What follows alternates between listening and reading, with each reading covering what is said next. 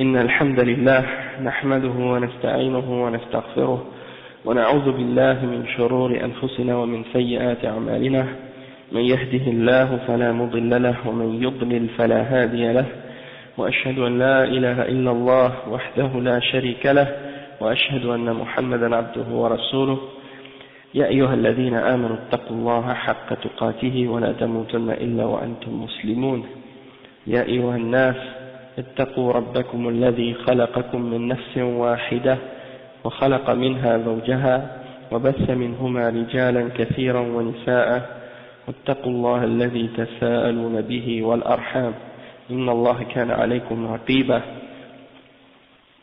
يا أيها الذين آمنوا اتقوا الله وقولوا قولا سديدا يصلح لكم أعمالكم ويغفر لكم ذنوبكم ومن يطع الله ورسوله فقد فاز فوزا عظيما وإن خير الكلام كلام الله وخير الهدي هدي محمد صلى الله عليه وسلم وإن شر الأمور محدثاتها وكل محدثة بدعة وكل بدعة ضلالة وكل ضلالة في النار أما بعد. Donc, wa alaykum salam, Jihad, kayfa halak? Alhamdulillah. Donc aujourd'hui c'est le cours numéro 3 dans les séries de cours de Al-Usul Sitta. Et on est arrivé au deuxième fondement, au deuxième principe. Et c'est Al-Amru ou Amrullah bil-Ijtima' fi ad-Din. C'est-à-dire le commandement d'Allah subhanahu wa ta'ala de se réunir dans la religion et l'interdiction de se diviser au sujet de la religion. Donc on va lire le deuxième fondement ou le deuxième principe tel que le Cheikh Mohammed ibn Abdul Wahhab l'a formulé, puis on va commencer à lire les explications du Cheikh Ahmed al-Najmi par la suite au sujet de ce thème-là, de ce principe-là. Cheikh il dit al-asl al-thani amrullah bil-ijtima' أو أمر الله بالاجتماع في الدين ونهى عن التفرق فيه فبين الله هذا بيانا شافيا تفهمه العوام ونهاهم أن تكون كالذين تفرقوا واختلفوا كالذين تفرقوا واختلفوا قبلنا فهلكوا وذكر أنه أمر المسلمين بالاجتماع في الدين ونهاهم عن التفرق فيه ويزيده وضوحا ما وردت به السنة من العجب العجاب في ذلك ثم صار الأمر إلى الافتراق في أصول الدين وفروعه وهو العلم والفقه في الدين وصار الاجتماع في الدين لا يقوله إلا زنديق أو مجنون. Donc, qu'est-ce que ça veut dire ce deuxième fondement-là? Ça veut dire que Allah subhanahu wa ta'ala, il nous a ordonné de nous réunir dans la religion et il nous a interdit de nous diviser dans la religion. Et Allah subhanahu wa ta'ala a expliqué ça d'une façon qui est claire et qui est suffisante dans son livre et tout le monde est capable de comprendre ça, même des musulmans qui savent ni lire ni écrire, qui sont pas éduqués, ils sont capables de comprendre ce principe-là très facilement. Et donc Allah subhanahu wa ta'ala nous a interdit de nous diviser et nous a interdit d'être comme ceux avant nous qui se sont divisés et qui ont divergé dans leur religion et qui ont péri à cause de ça. Donc Allah subhanahu wa ta'ala a mentionné qu'il a ordonné aux croyants, aux musulmans, d'être unis dans la religion. Et il leur a interdit, on nous a interdit de nous diviser, et ça c'est clarifié et ça devient de plus en plus clair, ça augmente en clarté lorsqu'on lit les textes du Coran et de la Sunna qui ont été mentionnés ou rapportés à ce sujet-là, d'une façon tellement claire que c'est étonnant, à tel point que c'est clair. Mais par la suite, qu'est-ce qui est arrivé malheureusement à travers l'histoire de l'islam, à travers l'histoire islamique, c'est qu'il y a eu des divisions dans les fondements de la religion et dans les principes qui découlent de ces fondements-là. Et donc les gens ont divisé, wa alaykum salam wa rahmatullah, donc les musulmans se sont divisés par la suite dans la science, dans la connaissance de la religion et dans la compréhension de la religion également. Et donc ils sont devenus comme des différents groupes, différentes sectes, etc. Et c'est rendu à un tel point que si maintenant tu appelles les musulmans à se réunir et à devenir un seul corps, hein, c'est comme si on te considère presque comme un fou ou comme quelqu'un d'hérétique. C'est presque considéré comme une hérésie de vouloir réunir les musulmans sur une seule et même croyance et sur des fondements communs. D'accord? Donc ça c'est qu'est-ce que le cheikh a expliqué à ce sujet-là. Puis maintenant on va commencer à lire l'explication du cheikh Ahmed al-Najmi à ce sujet-là. Puis à la fin, si on a le temps, j'ai ramené un petit texte qui a été écrit par le cheikh Saleh Al-Fawzan au sujet il y en a quelque chose qui a rapport avec ce thème-là.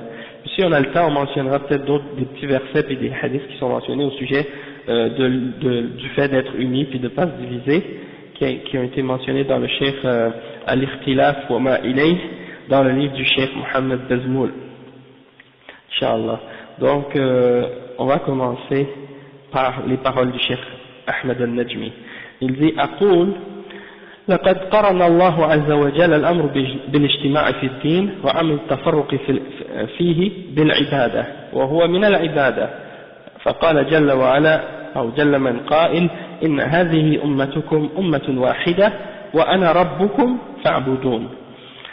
وفي الآية الأخرى: وأنا ربكم فاتقون. ومفاد هاتين الآيتين ما يلي: الأول هو أن المعبود هو الله فلا تجوز العبادة لغيره، والثاني كذلك لا بد أن تكون الأمة واحدة مجتمعة على هذا الهدف وهو وحدانية المعبود، وأنه هو الله وحده لا شريك له وحده لا شريك له، ووحدة الأمة بأن تكون الأمة واحدة آخذة من ربها وعن نبيها الأوامر والنواهي، وتتلقى عنه أوامره ونواهيه بواسطة رسوله صلى الله عليه وسلم مما جاء في الكتاب والسنة فتعمل بها. ولهذا أخبر سبحانه وتعالى أن هذا الذي بينه لأمة محمد صلى الله عليه وسلم هو شرع الله أو هو شرع كل الأنبياء والأمم، وعلى رأسهم أولو العزم، كما قال جل من قائل: شرع لكم من الدين ما وصى به نوحا والذي أوحينا إليك وما وصينا به إبراهيم وموسى وعيسى أن أقيموا الدين ولا تتفرقوا فيه. Donc, qu'est-ce que ça veut dire ce passage-là? Le cheikh Ahmed al-Najmi, il dit que Allah subhanahu wa ta'ala, lorsqu'il parle dans le Coran du fait qu'on doit s'unir dans la religion, et qu'il nous commande de faire ça, c'est-à-dire c'est pas juste qu'il nous suggère ou qu'il nous mentionne qu'il faut être unis, mais il nous ordonne d'être unis. Dans ce sens-là, ça devient une obligation pour les musulmans de s'unir, et non pas quelque chose de recommandé. Hein? C'est quelque chose d'obligatoire. Hein? Ça veut dire que si on ne s'unit pas dans la religion, on commet un péché. Hein? C'est ça que ça veut dire. On a désobéi à Allah subhanahu wa ta'ala et aux messagers. Donc, à chaque fois qu'il ordonne aux musulmans d'être unis dans la religion, en même temps, il mentionne l'interdiction d'être divisés, ok, dans la religion. Et il réunit toujours cet ordre-là, ou ces deux ordres-là, ou bien cet ordre et cette interdiction, avec le principe de l'adoration, pour dire que ça fait partie de l'adoration d'Allah subhanahu wa ta'ala, que de s'unir sur la vérité et de ne pas se diviser. Et le cheikh, il mentionne comme preuve de ça le verset 92 dans Surat Al-Anbiya. Il mentionne le verset qui dit: et cette umma, votre umma, est une seule et unique umma, c'est-à-dire elle est une seule umma. Elle n'est pas différents groupes ou des choses de ce genre, c'est pas des groupes, mais c'est une seule umma unifiée, et je suis votre Seigneur. Ana rabbukum fa'budun. Alors adorez-moi. Donc il y a toujours la relation avec l'adoration dans ce principe-là. Et dans l'autre verset, wa ana rabbukum fattaqun. Dans l'autre verset, et je suis votre Seigneur, alors craignez-moi. Hein? Ayez at-taqwa. Donc le cheikh dit qu'on peut comprendre de ces deux versets-là ce qui suit.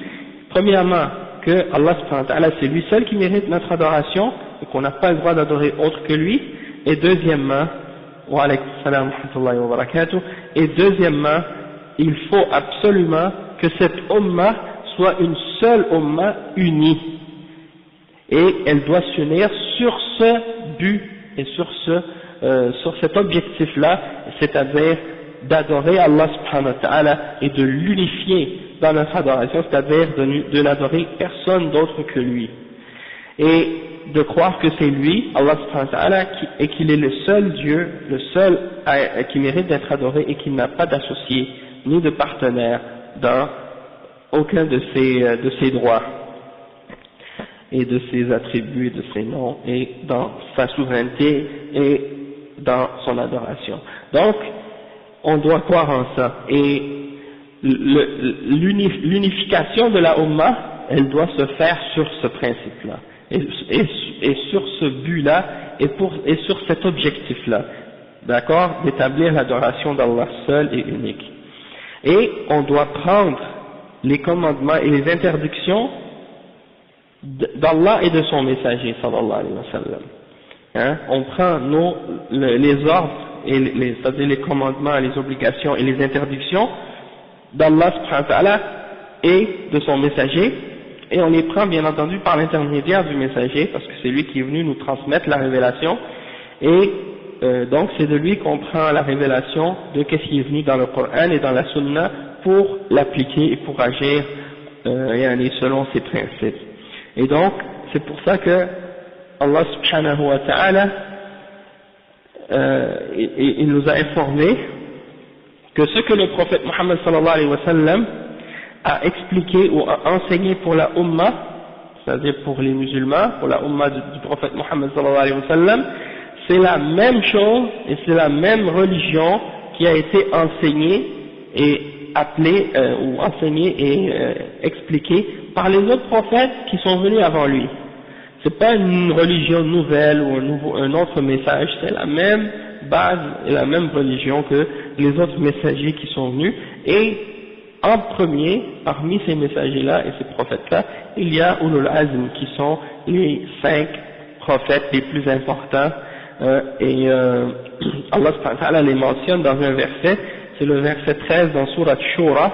Allah subhanahu wa ta'ala, il dit qu'il a légiféré pour nous comme religion ce qu'il a enjoint pour tous les prophètes, et il mentionne Noé et ce qu'on a révélé sur toi, ô Muhammad, et ainsi que ce qu'on a révélé également, ou ce qu'on a enjoint à suivre également à Abraham, à Moïse et à Jésus, c'est-à-dire Noé, Ibrahim, Moussa, Isa et Muhammad alayhi salatu wassalam, ils ont tous été enjoints et commandés d'établir cette religion-là, c'est-à-dire, comme Allah dit, an aqimuddin wa la tatafarraqu fi, c'est-à-dire, vous devez établir cette religion et l'appliquer et la respecter et la suivre et ne pas vous diviser dans la religion.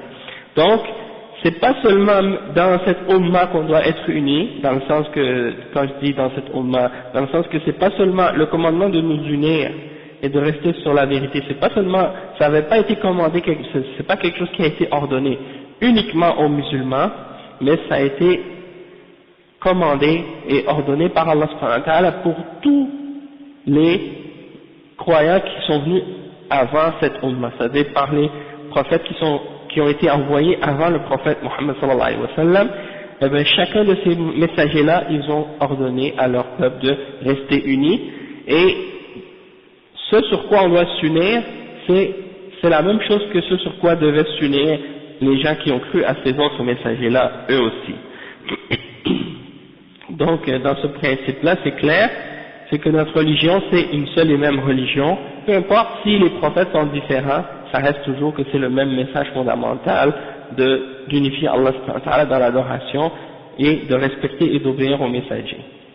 Ensuite, le cheikh il dit فأخبر أنه وصى بذلك نوحا أول الرسل ووصى به محمدا صلى الله عليه وسلم وهو آخر الرسل وفي قوله والذي أوحينا إليك نعم وهو آخرهم ووصى به إبراهيم وموسى وعيسى وهؤلاء الثلاثة هم الباقون من أولي العزم إبراهيم الخليل وموسى الكليم وعيسى ابن مريم روح الله وكلمته التي ألقاها إلى مريم.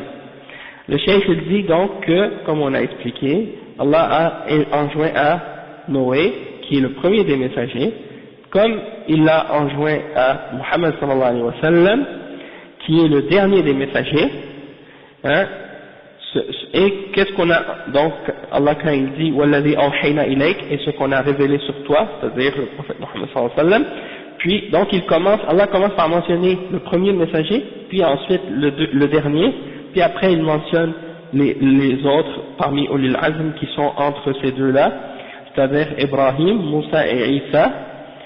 Et Ibrahim c'est Al-Khalil, Allah subhanahu wa ta'ala l'a choisi comme étant son ami et son rapproché, son serviteur rapproché de lui et son ami. Moussa qui est Al-Kalim, c'est-à-dire celui à qui Allah subhanahu wa ta'ala a parlé directement.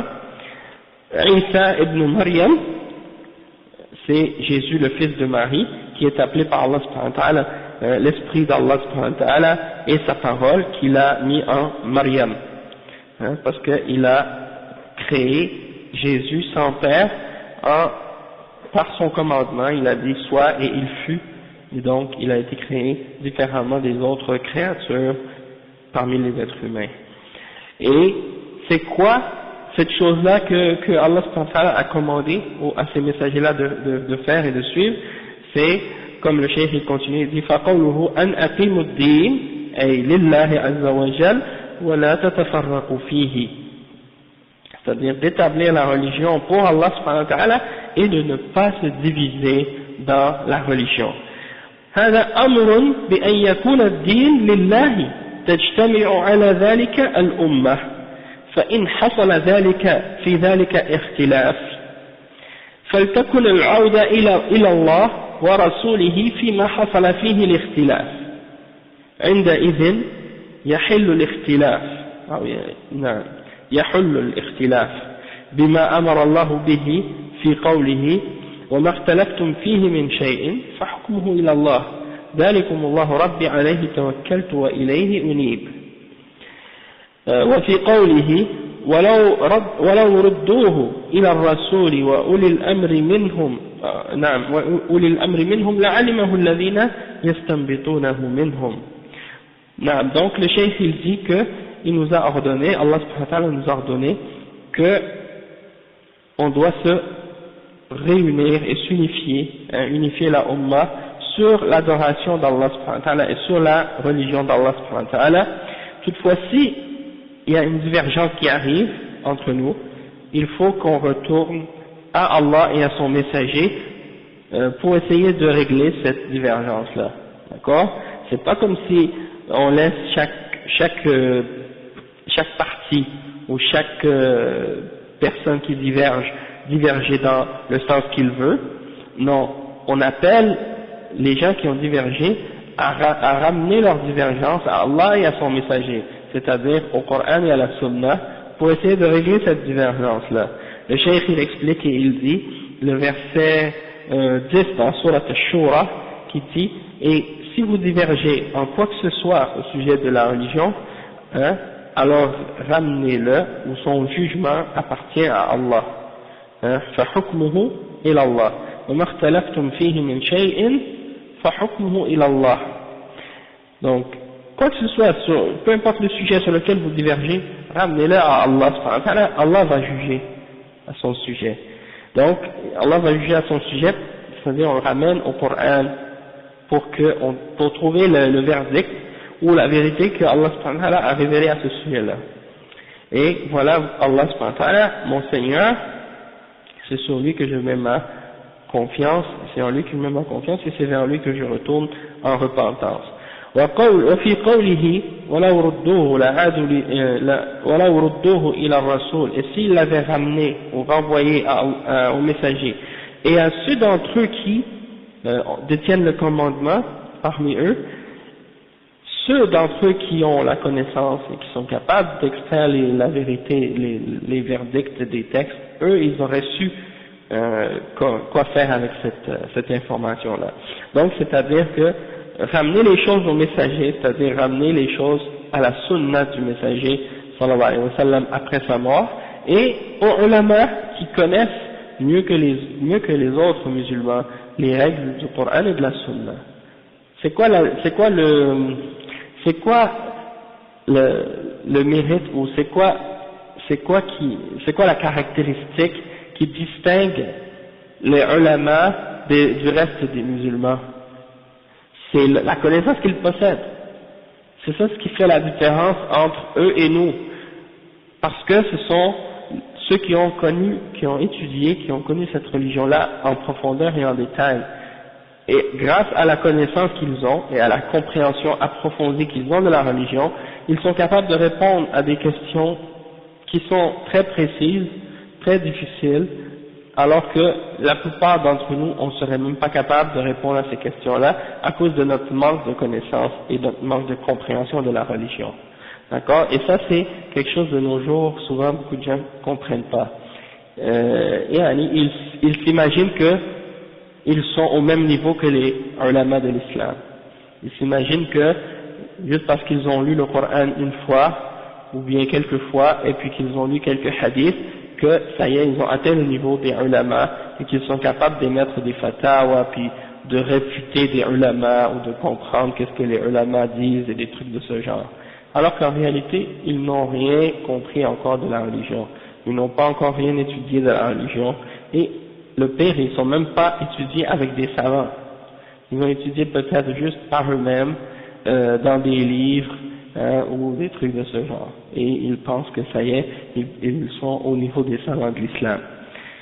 Donc, wa alaykum salam wa rahmatullahi wa barakatuh. Donc c'est triste en fait que la situation soit arrivée à ce point-là, mais c'est pour dire que les ulama sont à un niveau plus élevé que le reste des musulmans à cause de leur connaissance. Et là, les ulama, c'est les héritiers des prophètes. Hein.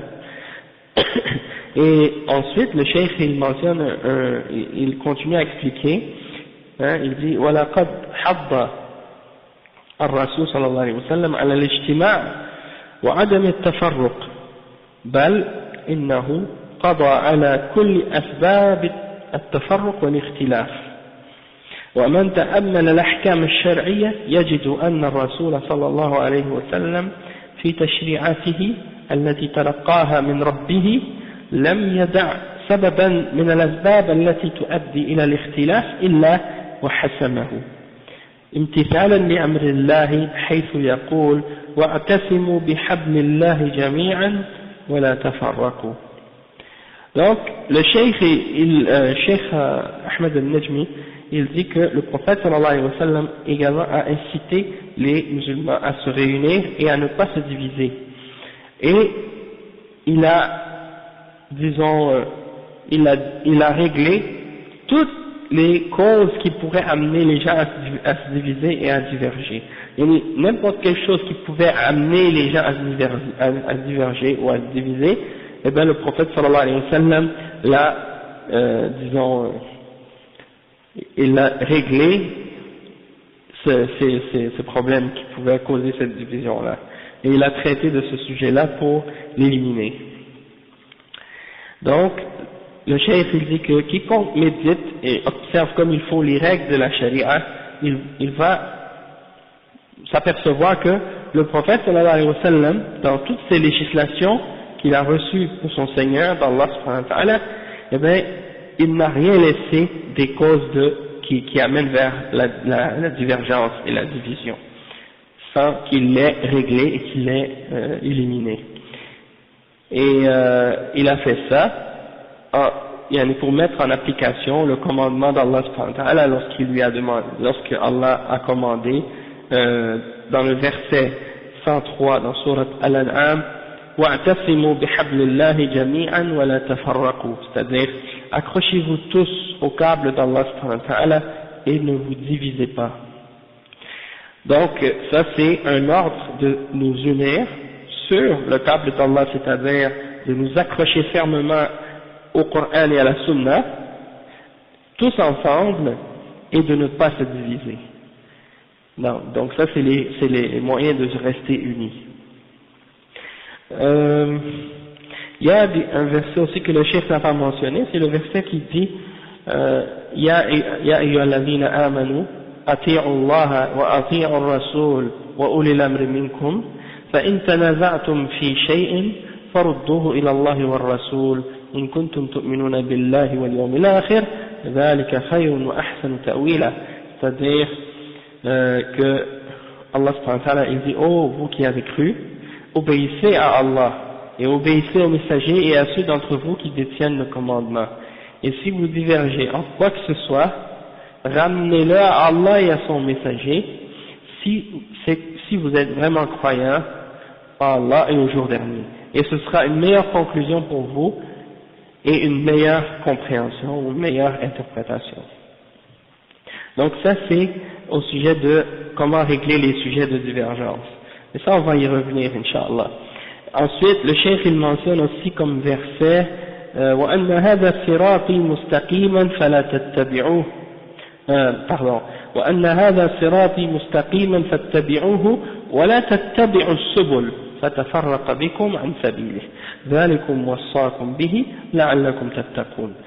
Allah subhanahu wa ta'ala il dit dans le verset 153 dans Surat Al-An'am, il dit et voici mon chemin dans toute sa rectitude, mon droit chemin dans toute sa rectitude, alors suivez-le et ne suivez pas les petits sentiers qui vous diviseront et qui vont vous faire sortir de son chemin.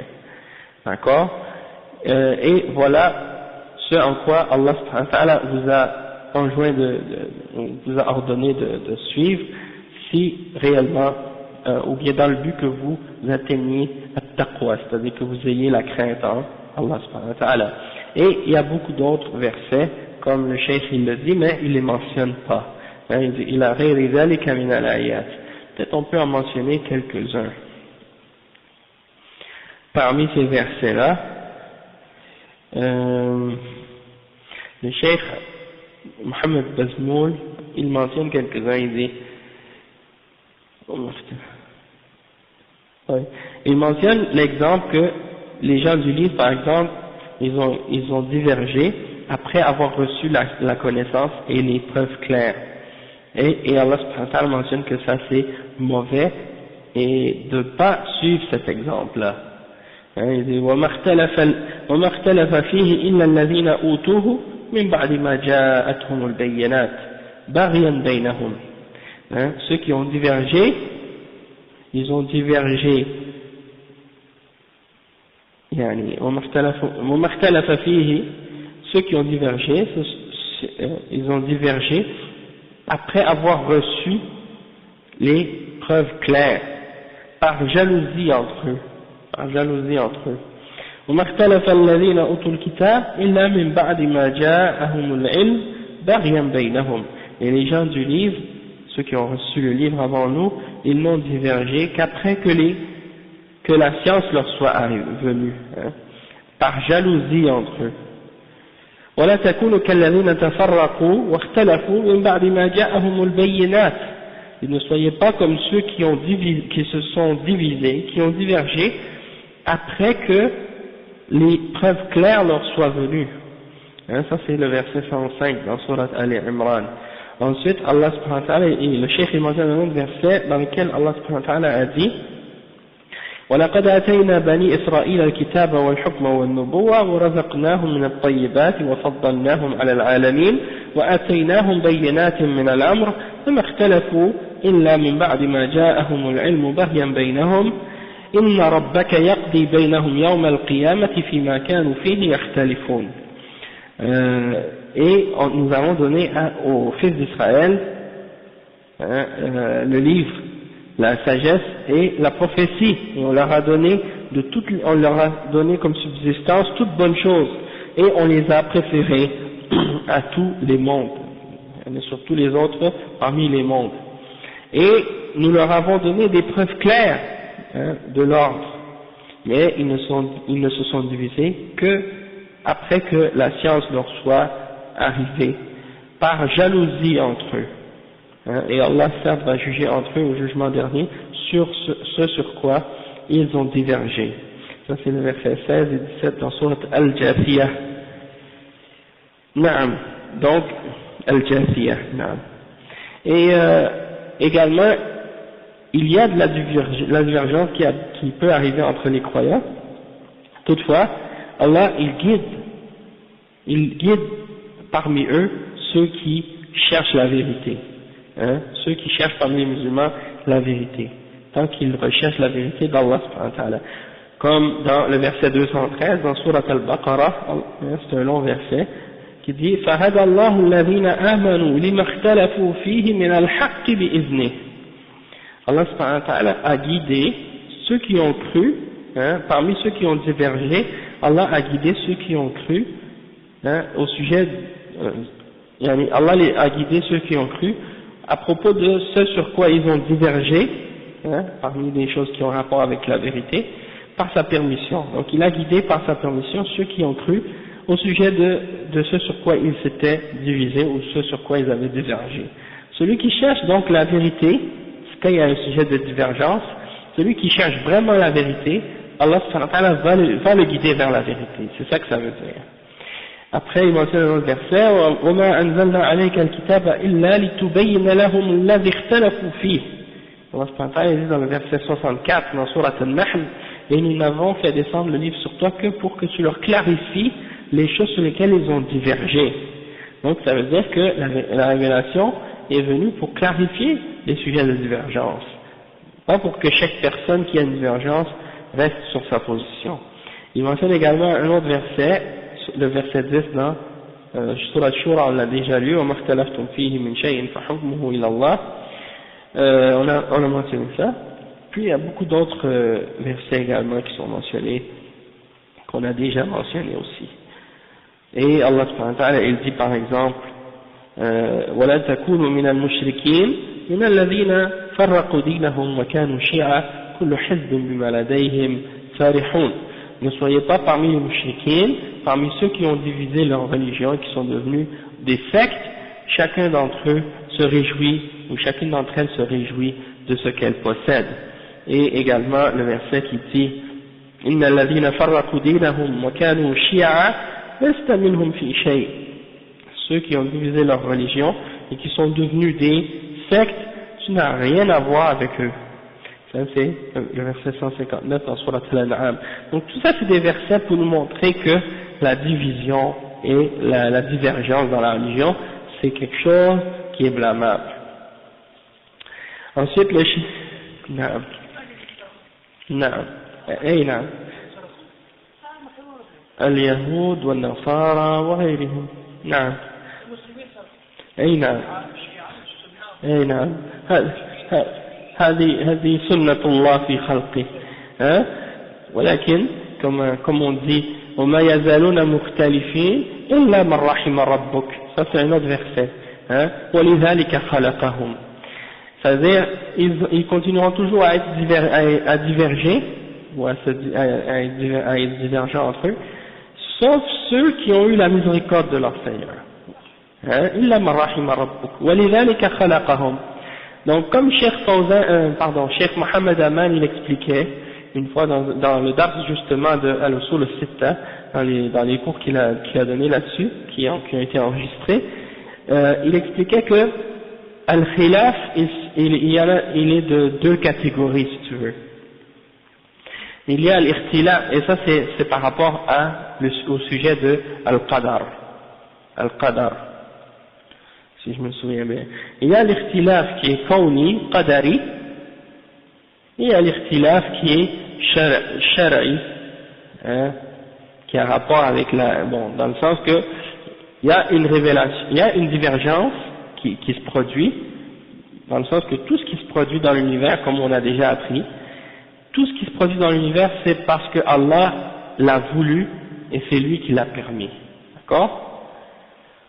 Il y a des divergences, il n'y a pas une divergence ou une division qui se produit donc, excepté que c'est Allah subhanahu wa ta'ala qui l'a écrit, et premièrement il l'a su, il l'a écrit, il l'a voulu, et c'est lui qui l'a créé. Tout ça ça sort pas de ça. Ça veut dire que ça fait partie du qadar. Toutefois, ça ne veut pas dire que Allah subhanahu wa ta'ala aime cette divergence-là et cette division-là. C'est dans ce sens-là que le Cheikh Mohammed Aman voulait faire comprendre le principe que c'est pas comme certains qui, comme Allah il dit وَلِذَلِكَ خَلَقَهُمْ, c'est pour ça qu'on les a créés, dans le sens qu'on les a créés pour qu'ils divergent. Mais ça ne veut pas dire que tout le monde qui diverge sont pas blâmables, ils n'ont pas de blâme contre eux. Allah subhanahu wa ta'ala a voulu qu'il y ait des mu'minin, il a voulu qu'il y ait des kafirin, pour les tester, et parce qu'il a une sagesse. Allah subhanahu wa ta'ala, il a aussi voulu qu'il y ait parmi les musulmans certains qui divergent, mais certains ont raison et d'autres ont tort.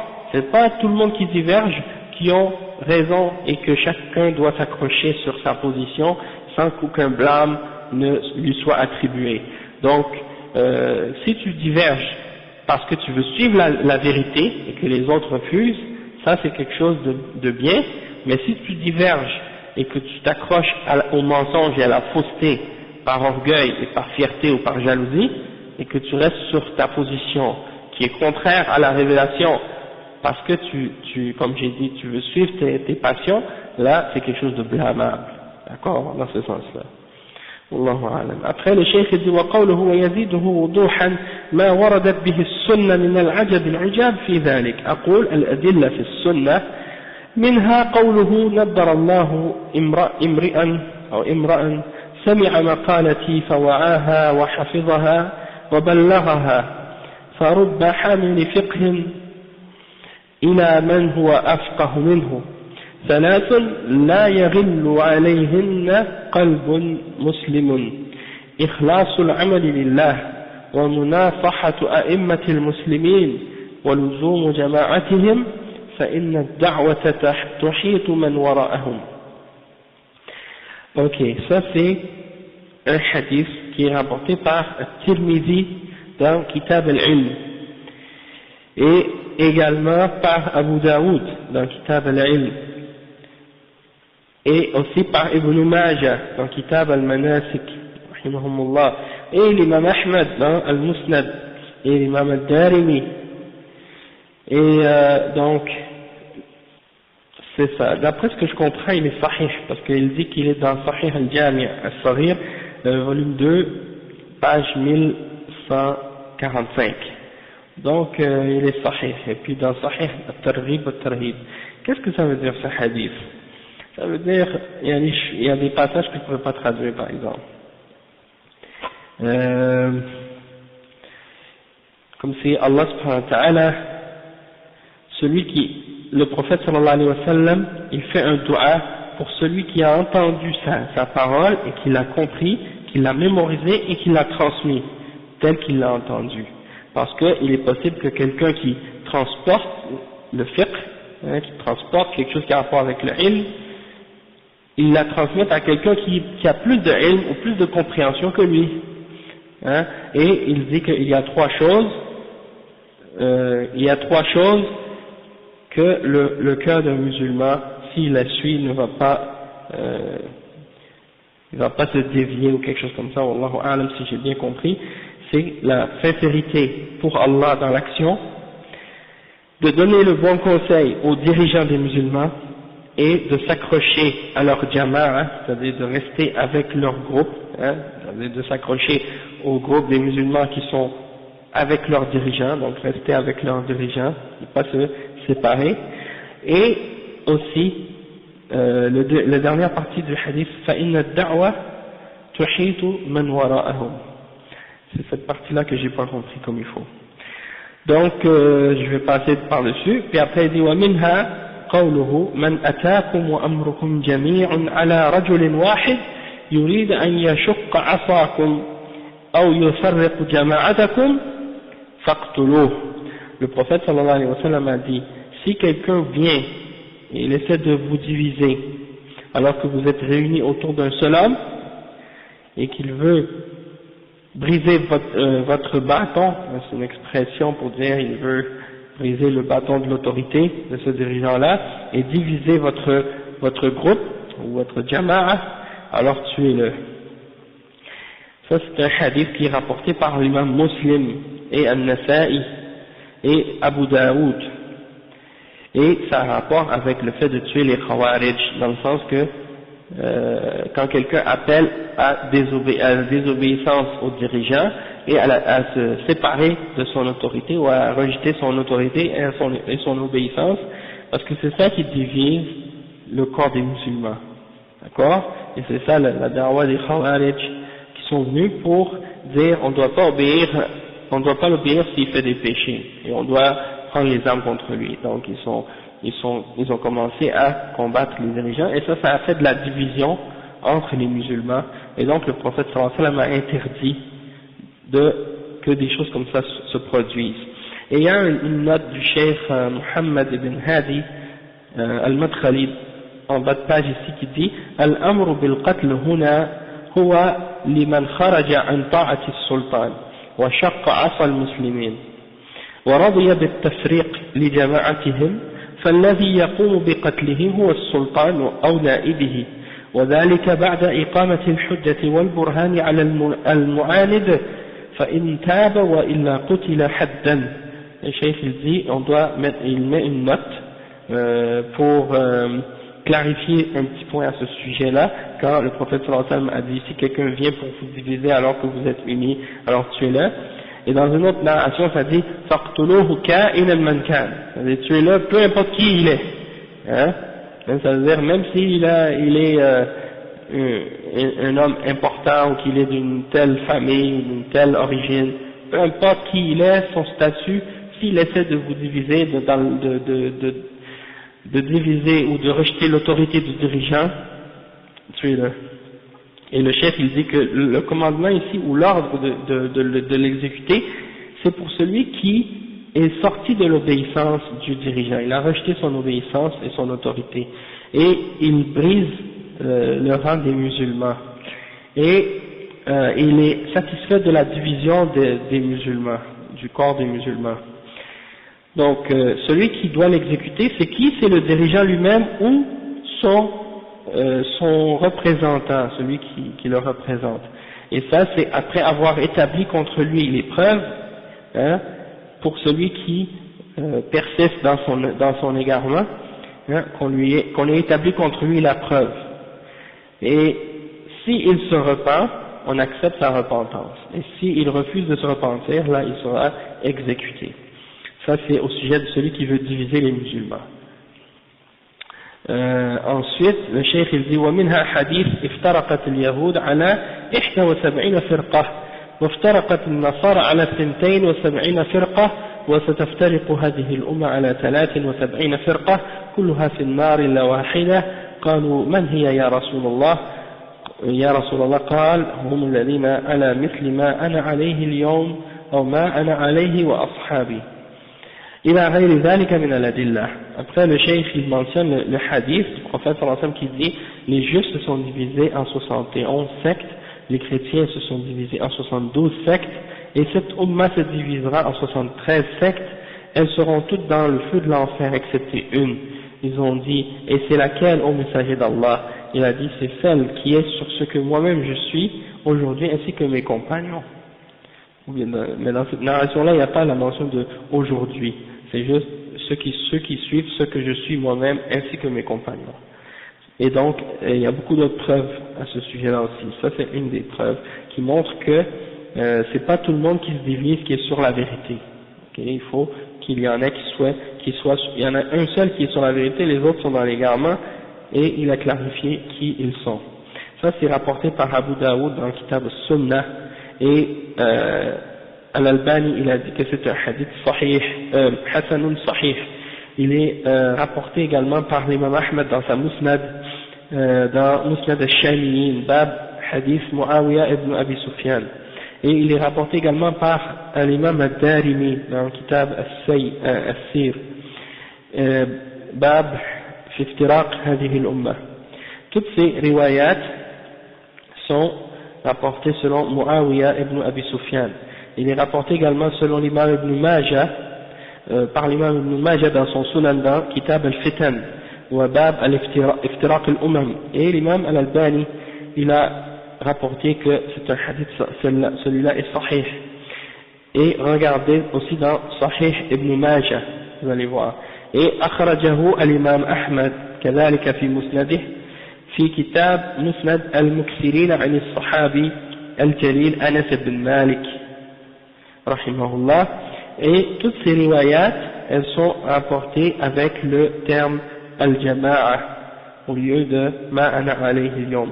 أما الروايات التي وردت بلفظ ما أنا عليه اليوم أصحابي, elles sont rapportées selon le sahabi Abdullah ibn Omar dans al-Mustadrak al-Sahih de l'imam al-Hakim dans le chapitre al-Ilm, et il a été rapporté également par l'imam Tirmidhi dans Kitab al-Iman Bab ma ja'a fi man yamut wa huwa yashhadu an la ilaha illallah. Donc ça c'est au sujet du tahrij de ce hadith en détail, parce qu'il y a des gens qui essaient de mettre en doute l'authenticité de ce hadith alors qu'il est authentique.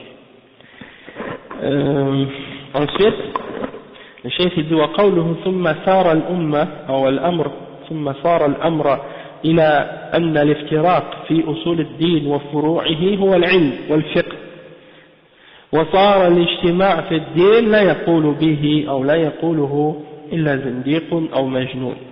ولعل مقصود المؤلف ما حصل بين المسلمين من الافتراق في أصول الدين وفروعه، فالافتراق في أصول الدين حصل كثيرا، فمن جهمية إلى اعتزال أو إلى قدرية إلى مرجئة إلى غير ذلك.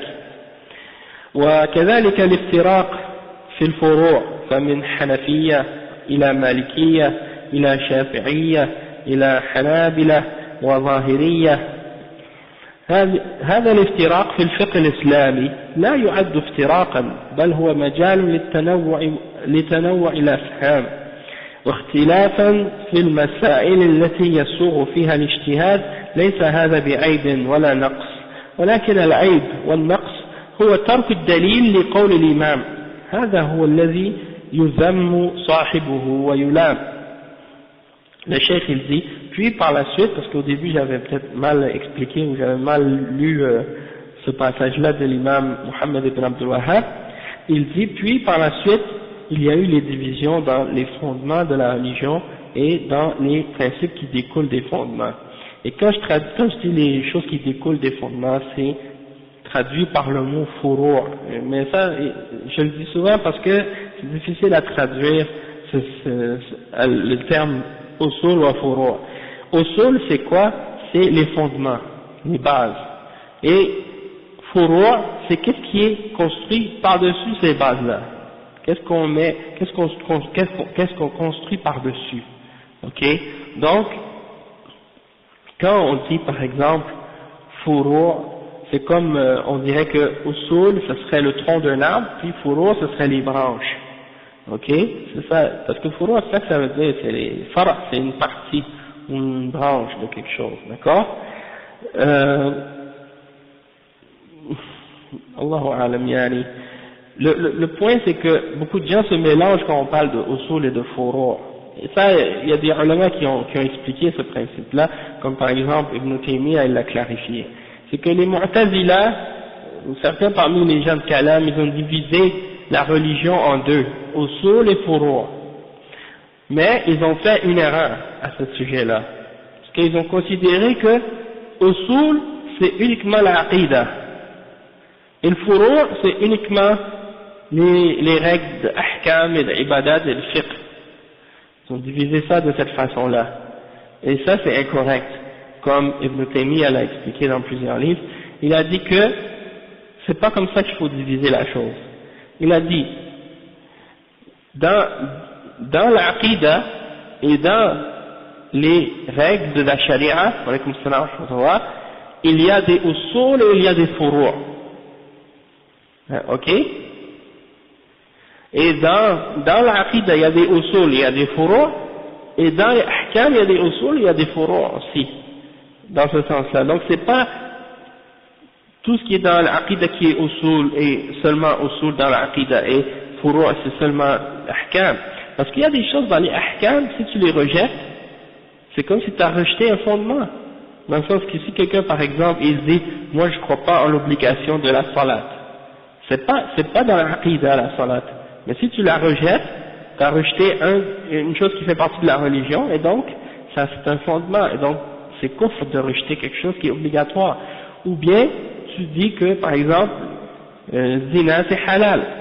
Ça c'est pas dans la aqidah, mais c'est quelque chose des règles de la religion, et si tu le rejettes, c'est kufr, parce que tu nies quelque chose qui est de la religion, dans ce sens-là.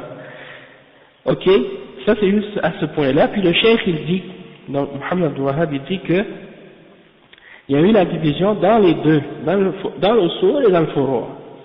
Et les gens ils considèrent que la connaissance de la religion c'est et du fiqh de la religion c'est la division, et de s'unir dans la religion c'est de la folie ou de l'hérésie. C'est-à-dire que maintenant beaucoup de gens ont agréé et ont accepté la division. Ils sont satisfaits de ça, ils croient que ça c'est la religion. Si tu leur demandes de s'unir dans la croyance, sur une seule et même croyance, ils te considèrent comme étant un hérétique ou un fou.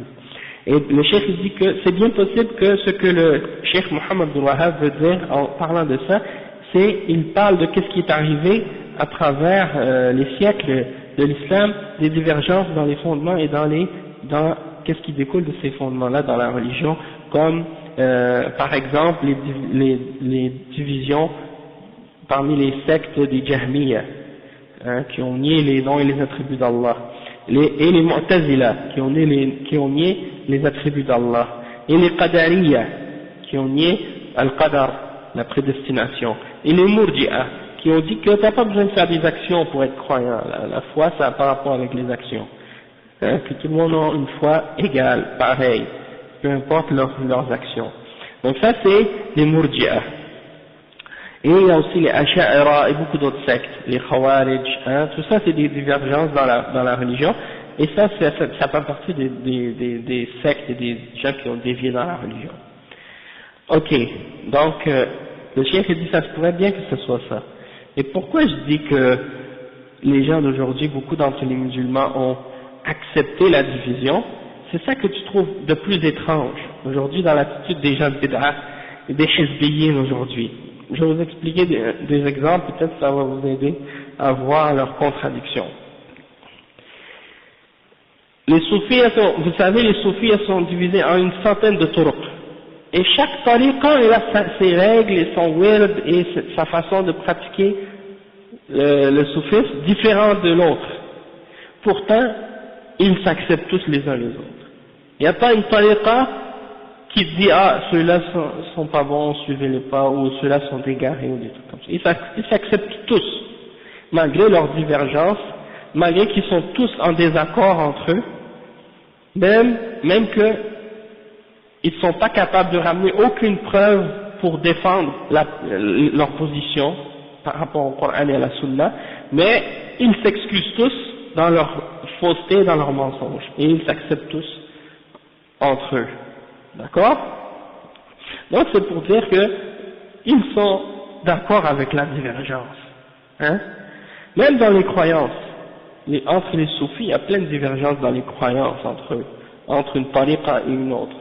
Et ils s'acceptent quand même, et ils s'aiment entre eux, et ils s'acceptent, et ils s'excusent entre eux. Des fois, bien sûr, il y a des animosités entre certaines turuq. Pourquoi? Parce que, ils veulent attirer plus de membres, et donc ils essaient d'encourager plus de gens à rentrer dans leur tariqa plutôt que d'entrer dans une autre. Mais, en dehors de ça, en principe, ils se critiquent pas trop, plus que ça. Maintenant, si vous regardez, par exemple, les autres groupes, des bid'a, des mubtadi'a aujourd'hui, comme les Ikhwan, les Tabligh et les autres, ils coopèrent entre eux, ils travaillent entre eux, même s'ils ont des divergences dans leurs fondements, même dans leurs croyances, dans leurs principes, tu les vois, ils s'entraident dans toutes leurs batil, dans toutes leurs faussetés, comme si rien n'était. Même, il y a des fois, tu vois des choses de ce genre-là qui sont très étranges. D'accord? Maintenant,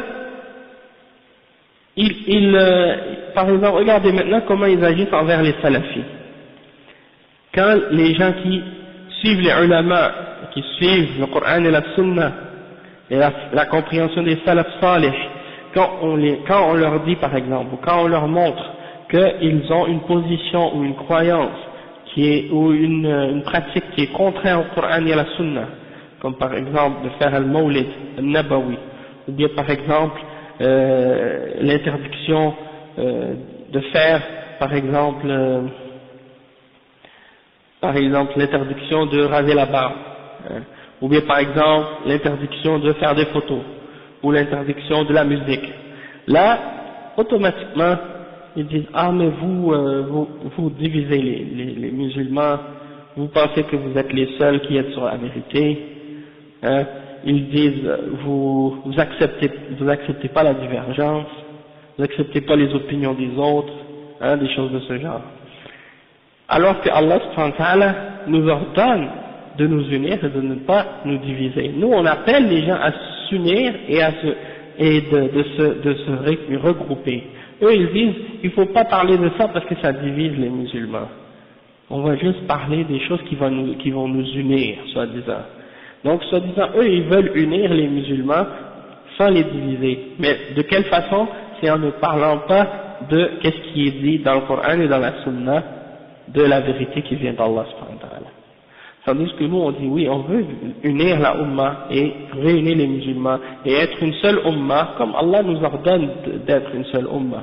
Toutefois, de se réunir sur la vérité, sur le Coran et sur la Sunna et non pas sur le fait de juste dire qu'on va être ensemble, peu importe les divergences qu'on va avoir. D'accord? Donc ça c'est important de le comprendre.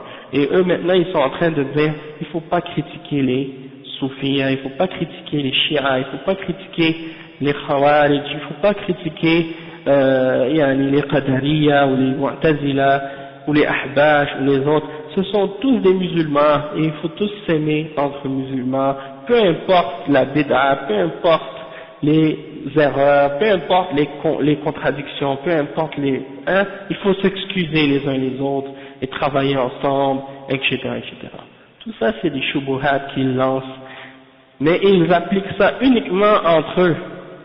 Quand c'est le temps d'appliquer ça aux salafis et d'appliquer cette règle avec les salafis, ils ne l'appliquent pas. Ils sont durs avec eux, hein, avec nous, et ils n'ont aucune pitié. Donc, c'est pour dire que, yarhamukallah, nous, on n'accepte pas ces genres de divergences-là dans les fondements de la religion. En ce qui concerne la divergence dans les principes